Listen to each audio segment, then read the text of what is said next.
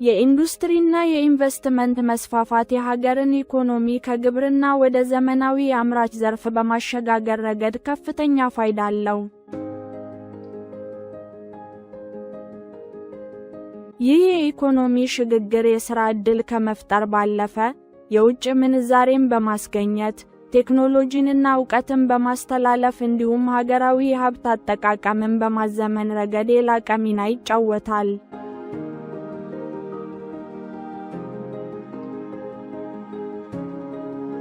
በዚህ መሰረት በደቡብ ወሎ ዞን ዘርፉን በማሳደግ የሕዝቡን ተጠቃሚነት ለማረጋገጥ የሚደረገው ጥረት ተጠናክሮ ቀጥሏል። በዞኑ ያለውን የኢንቨስትመንት እንቅስቃሴና የተከናወኑ ተግባራትን እንደሚከተለው በጥቂቱ እንቃኛለን። የደቡብ ወሎ ዞን ኢንዱስትሪና ኢንቨስትመንት መምሪያ ባለሀብቶችን ወደ ዞኑ በመሳብና ምቹ ሁኔታን በመፍጠር ረገድ ውጤታማ ተግባራትን እያከናወነ ይገኛል። በሀርቡ ሁለገብ ኢንዱስትሪ መንደር ውስጥ ወደ 50.3 አካባቢ የሚሆን ሄክታር ነው አጠቃላይ ስፋቱ።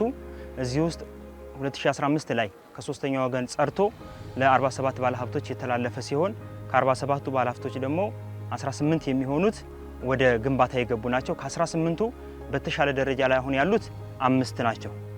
5ቱ በተሻለ ደረጃ ላይ ያሉ በፕላስቲክ ምርት አለ፣ በምግብና ምግብ ነክ አለ፣ እንዲሁም በብረታ ብረት ምርት ላይ የተሰማሩ 5 አሉን። በበጀት ዓመቱ 12 ቢሊዮን ብር ካፒታል ያስመዘገቡ 231 ፕሮጀክቶች የኢንቨስትመንት ፈቃድ አግኝተዋል። እዚህ ፕሮጀክቶች ሙሉ በሙሉ ወደ ሥራ ሲገቡ ከ22,000 በላይ ለሚሆኑ ዜጎች ቋሚና ጊዜያዊ የሥራ ዕድል ይፈጥራሉ ተብሎ ይጠበቃል። 2018 በጀት ዓመት 231 አልሚ ባለሀብቶች ወደ ዞናችን መጥተው ፈቃድ እንዲያወጡ ያደረግንበት ሁኔታ ነው ያለው። ከዚህ 231 ፕሮጀክት ፈቃድ ካወጡ ባለሀብቶች ላይ የተመዘገበ የካፒታል መጠን 12 ቢሊዮን ብር ተመዝግቧል።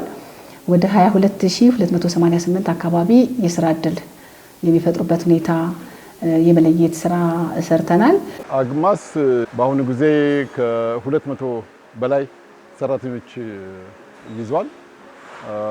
ከነበረበትም ነገር በየጊዜው የመሻሻል እያሳየ አሁን ወደ 24 ሰዓት ማምረት እንቅስቃሴ ውስጥ ገብተናል። ሆስፒታሉ ከተከፈተና ስራ ከጀመረ ጥቂት ወራትን ያስቆጠረ ነው። ተቋሙ እንደ ተቋም ማቴሪያልና በተለያዩ ቁሳቁሶች ስራ ጀምሮ የህብረተሰቡን ችግር እየቀረፈ ይገኛል። ያው ህብረተሰቡ እስከ ዛሬ ድረስ የተሻለ ሕክምና ለማግኘት ከዚህ ከኮምቦልቻም አልፎ ደሴ ከደሴም አልፎ አዲስ አበባ እየተጓዘ ሲጠቀም የነበረውን አገልግሎት አሁን ላይ ቃሉ ወረዳና ከሚሴ ዙሪያ ኦሮሚያ ልዩ ዞን ዙሪያዎችን እዚህ አገልግሎት እያገኘ ይገኛል። በተቋሙ ውስጥ ብዙ ሰራተኞችን አቅፎ ይዟል። ብዙ ስራ ዕድሎችን ፈጥሯል። ከጽዳት እስከ ስፔሻሊስት ያሉ ሐኪሞችን ስፔሻሊ ደግሞ ለሀርቡና አካባቢ ነዋሪዎችና ወጣቶች ሰፊ የስራ ዕድል ፈጥሮና ከሌሎቹ 14ቱ ግንባታ ላይ ያሉ ናቸው። ከ14ቱ ደግሞ ወደ ተሻሉት ወደ 5ቱ የሚቀላቀሉ ደግሞ ሌሎች 2 የተሻለ ግንባታ ላይ ያሉ አሁን ላይ ያሉና ወደ ተሻለ ደረጃ ላይ እንትን የምንላቸው አሁን ላይ ወደ 7 ያድጋል ማለት ነው። ይሄን ስንል ሌሎቹ ግንባታ ላይ ያልገቡ ሁኔታዎች አሉ። ሌሎቹ ከ13ቱ ውስጥ 6ቱ ወደ 7ቱ ወደዛ ውስጥ ሲገቡ ሌሎች 6 ደግሞ ወደ ፕሮሰስ እያደረጉ ያሉ አሉ። አጥር ማጠር፣ ስቶር እና ሌሎች ስራዎችን እየሰሩ አሉ። 23ቱ በአጠቃላይ ወደ ግንባታ ያልገቡ አሉን። እነዚህ 23ቱን ግን የጊዜ ገደብ ተሰጥቷቸው ፍቃድ ያላወጡት ፍቃድ እንዲሰጣቸው ፕሮሰስ እያደረጉ ያለበት ሁኔታ ነው ያለው። የመሬት ማዘጋጀት ስራ የሚሰራንበት ሁኔታ አለ። መሬት ከማዘጋጀት አኳያ ሳይት በላይ የተዘጋጀ መሬት 249 ሄክታር መሬት የመለየት ስራ ሰርተናል። እንዲሁም ደግሞ ከሶስተኛ ወገን ነፃ የሆነ 35 ሄክታር አካባቢ የመለየት ስራ ሰርተናል። ይህንን ተልኮ ለሁሉም ወረዳዎችና ከተማ አስተዳደር ተልኮ በመስጠት የመሬት መምሪያ ጋር በመነጋገር በተዋረድ መሬት ጽሕፈት ቤትና ኢንቨስትመንት ተቋም የመለየት ስራ እንዲሰሩ እያደረግን ያለንበት ሁኔታ ነው ያለው። ለዚህ ይህን መሬት ከማስተላለፍ አኳያ ባለሀብቱ ባወጣው ፈቃድ መሰረት አምራች ኢንዱስትሪ ላይ ፎከስ አድርጎ እንዲሰራ እየሰራን ያለንበት ሁኔታ አለና በትኩረት መሬት ወስደው አጥሮ ማስቀመጥ ሳይሆን በተሻለ ሁኔታ ወደ ስራ እንዲገቡ በፕሮጀክት ፕሮፖዛላቸው መሰረት ደግሞ በተቀመጠ የጊዜ ገደብ በሁለታቸው መሰረት ውጤታማ ስራ እንዲሰሩ እናደርጋለን ማለት ነው። ኢንቨስትመንትን ለማስፋፋት በወረዳዎችና በከተማ አስተዳደሮች 249 ሄክታር መሬት በሳይት ፕላን ተለይቷል። ከዚህ ውስጥ 35 ሄክታር የሚሆነው መሬት ከሶስተኛ ወገን ንክኪ ነፃ በመደረጉ ለኢንቨስትመንት ዝግጁ ሆኗል። ለአዳዲስና ለነባር ፕሮጀክቶች እንቅፋት የሆኑ የመሰረተ ልማት ችግሮችን ለመፍታት መምሪያው ከሚመለከታቸው አካላት ጋር በቅንጅት እየሰራ ይገኛል። መንገድ ችግር ያለባቸው 19 ፕሮጀክቶች ተለይተው ከእነዚህ ውስጥ የ8ቱን ጉዳይ ከባለድርሻ አካላት ጋር በመነጋገር መፍትሄ ተፈልጓል። የኤሌክትሪክ ኃይል የኃይል እጥረትና መቆራረጥ የነበረባቸው 18 ፕሮጀክቶች ተለይተው ችግሩ እንዲፈታ ተደርጓል። የውሃ አቅርቦት እጥረት የነበረባቸው 9 ፕሮጀክቶች ተለይተው ከውሃና ኢነርጂ መምሪያ ጋር በመቀናጀት መፍትሄ የመሻት ሥራ እየተሰራ ነው። ቀሪ ፕሮጀክቶችም በሂደት ላይ ባሉ የቅንጅት ስራዎች ምላሽ እንደሚያገኙ ታምኖበታል። እኛ ምንም አይነት በእውነት ለመናገር ኮምፕሌን የለንም። ፓወር አለን። ፓወር 24 ሰዓት መቼም የሚቋረጥ ኃይል አይደለም ያለን፣ ምክንያቱም ሳብስቴሽን አጠገብ ነው ያለ ነው። ፓወር አለ። የሰለጠነ ሰው ኃይል አለ። እዚህ አካባቢ ላይ ያሉት ሰዎች ኮምቦልቻ እንደሚታወቀው የኢንዱስትሪ ከተማ በመሆኗ ምክንያት እዚህ አካባቢ ላይ ያሉ የፋብሪካ ሰራተኞች እውቀት ያላቸው ናቸው፣ ልምድ ያላቸው ናቸው እና ብዙም አይነት ነገር ቻሌንጅ አልገጠመንም። መንግስትም በሚያስፈልገው ነገር ሁሉ እየደገፈን እያገዘን ነው ያለው።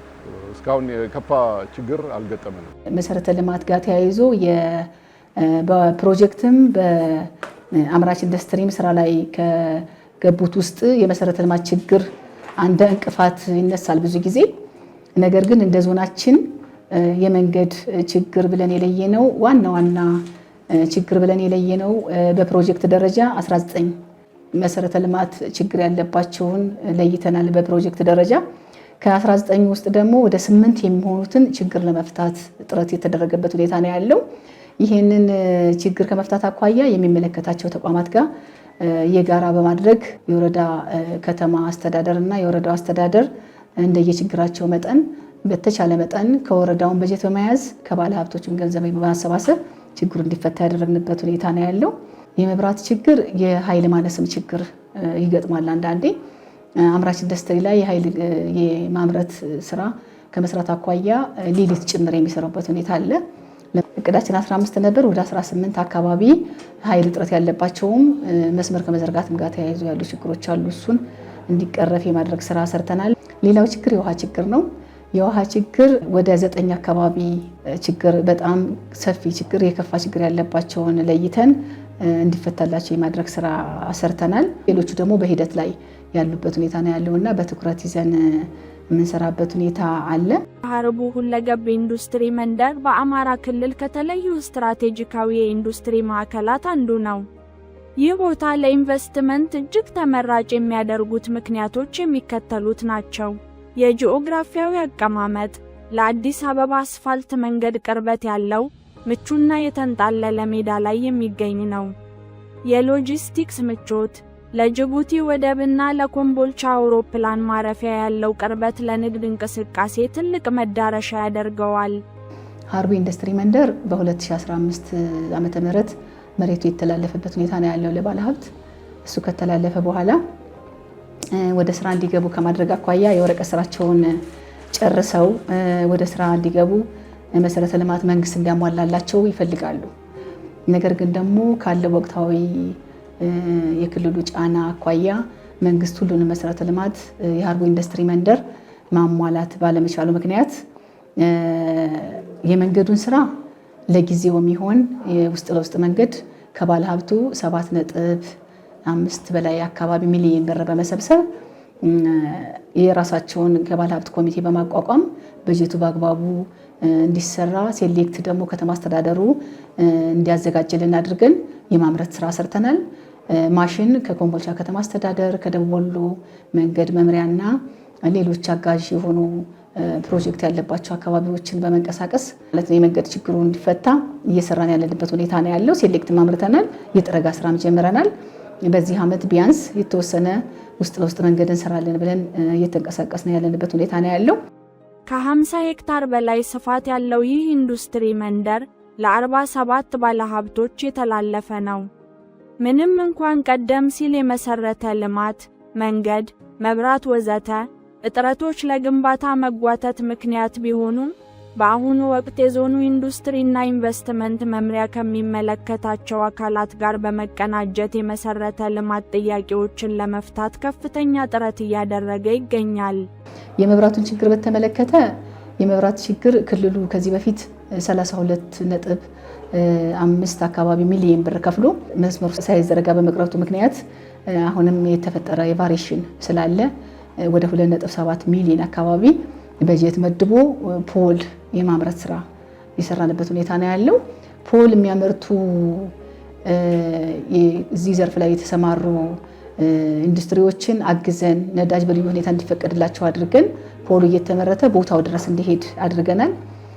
ያ ፖል የመትከል ስራ ለመስራት መብራት ኃይል ኮንትራክተሮችን በማወዳደር ቦታውን የማስረከብ ስራ ኢንዱስትሪ ፓርክም እንዲያግዘን አድርገን በጋራ እየሰራን ነው ያለነው እና ፖሉም ደርሷል። ጉድጓዱ እየተቆፈረ ነው። ሰሞኑን የሚተከልበት ሁኔታ ይኖራል ማለት ነው። መስመሩ በዚህ ዓመት ተዘርግቶ የሚያልቅበት ሁኔታ ነው ያለው። የውሃ ችግር ነው። ውሃ 1 ሜትር ከተቆፈረ በጥልቅ ለግንባታ የሚሆን ውሃ ብዙ ችግር የለም፣ ይሰራሉ። ነገር ግን ደግሞ በቀጣይ ደረጃውን የጠበቀ ውሃ እንዲገባላቸው ከውሃ መምሪያና ከክልሉ ጋር በመነጋገር ችግሩ እንዲፈታ የማድረግ ስራ እየሰራን ያለንበት ሁኔታ ነው ያለው። በደቡብ ወሎ ዞን እየተከናወኑ ያሉ እነዚህ ሰፊ የልማት ስራዎች የኢንዱስትሪውን ዘርፍ ወደ ላቀ ደረጃ የሚያሸጋግሩ ናቸው። ሀርቡ በልዩ ሁኔታ እንዲሰራ እስከዛሬ ያደሩ ስራዎች ናቸው ያሉት። የባከኑ ጊዜያቶች አሉ። ወደ ስራ ከመግባት አኳያ 18 የሚሆኑ ፕሮጀክቶች ያፈጻጸም ለውጥ እንዲያመጡ አድርገናል። አሁንም ወደ ስራ እንዲገቡ ከማድረግ አኳያ በልዩ ሁኔታ እየሰራን ያለ ነው። ግንባታ ያልገቡ 6 ባለሀብቶች ላይ እርምጃ ወስደናል። መሬቱን ነጥቀን ሌላ ባለሀብት አዘጋጅተናል። ፕሮጀክት ፕሮፖዛላቸውን አቅርበዋል። የነሱን አይተን ደግሞ መሬቱን የማስተላለፍ ስራ ሰርተን ወደ ስራ እንዲገቡ የማድረግ ስራ ነው የምንሰራውና በ2018 እንደ ክልልም እንደ ዞንም በልዩ ሁኔታ ኢንዱስትሪና ኢንቨስትመንት ዘርፍ ላይ ትኩረት ተሰጥቶ እየተሰራ ስለሆነ ከዚህም በኋላ አጠናክረን የምንቀጥልበት ይሆናል። ይህን መልካም ጅማሮ ውጤታማ ለማድረግና ኢኮኖሚያዊ ፋይዳውን ለማረጋገጥ ሁሉም ባለድርሻ አካላት ማነቆዎቹን ለመፍታት በቅንጅት የሚጠበቅባቸውን ኃላፊነት ሊወጡ ይገባል። የሁሉንም ርብርብ የሚያሻው የልማት ጉዞ በስኬት እንዲጠናቀቅ ተስፋ እናደርጋለን። ዝግጅታችንንም በዚሁ ጨረስን። ሰላም።